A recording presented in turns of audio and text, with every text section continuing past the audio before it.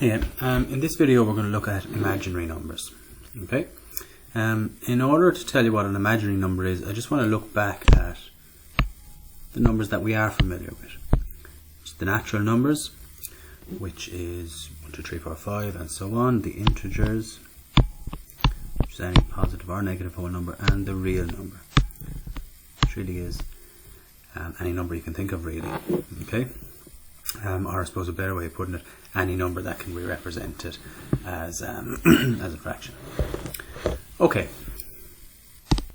so before I get on to telling you what is an imaginary number, I'd like to, I suppose, get to the point of realizing why do we actually need these type of numbers, these, I suppose, imaginary numbers as they're called. Let's look at the natural numbers first.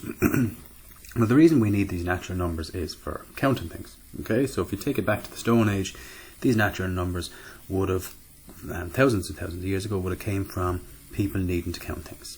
Okay, so we've 5 fingers on our hand, 2 feet, things like that. So we can count these, and they're natural numbers because they appear in nature. You know, they're everywhere around us. But somewhere along the line, people would have realized actually we need these type of numbers, these negative numbers. Now, why would we need a negative number? Like, you can't actually hold a negative, I suppose, quantity. So, for instance, 2 pens. I can hold 2 pens. However, I can't hold minus 2 pens. Like, that's, you know, it's an abstract enough concept.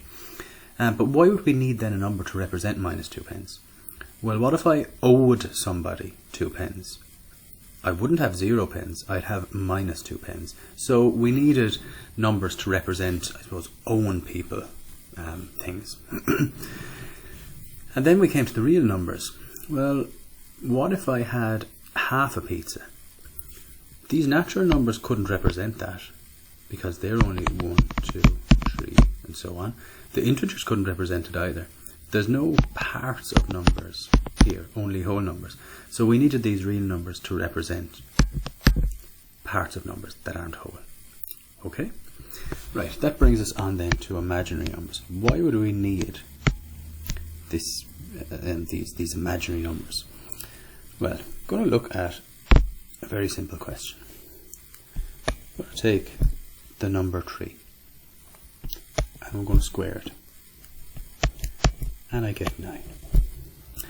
Okay, now if I want to get back to 3, I do the inverse of squared, which is square root, and I get all the way back to my original 3. Grand. Now let's do it with minus 3. So I square the minus 3 and I get to 9. Now I want to return that,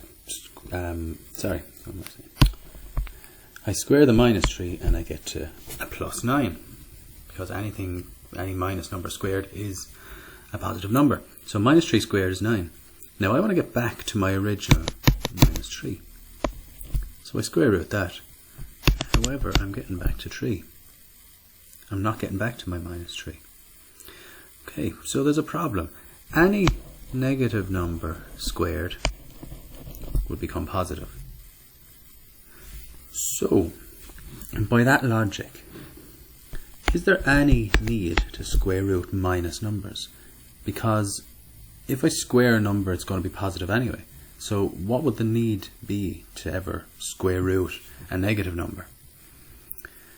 But just because if we square a number, it always becomes positive, doesn't mean we shouldn't be able to square root a negative number. I mean, we should be able to square root any number. So that's what this came about.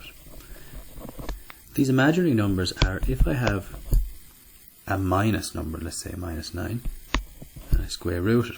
If you type that into the calculator, you wouldn't be able to do it. But to be honest, I should be able to square root any number. So here's what we do. We divide this number into 2 bits, which is the square root of 9 and the square root of minus 1. Because 9 multiplied by minus 1 gives us back minus 9. And then we get the square root of the 9, which is 3. Now this square root of minus 1, we can't do that because again we can't get the square root of a minus number. We call that I. Okay, we just know that the square root of minus 1 is I. And then bringing them back together again, we get 3i. So really, I suppose the handiest way of looking at that is the square root of any negative number is the square root of its positive equivalent with an I beside it.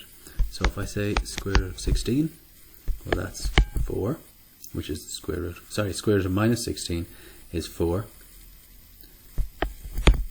And I have to put an I beside it to show that it's actually the square root of negative 16. Okay? Right.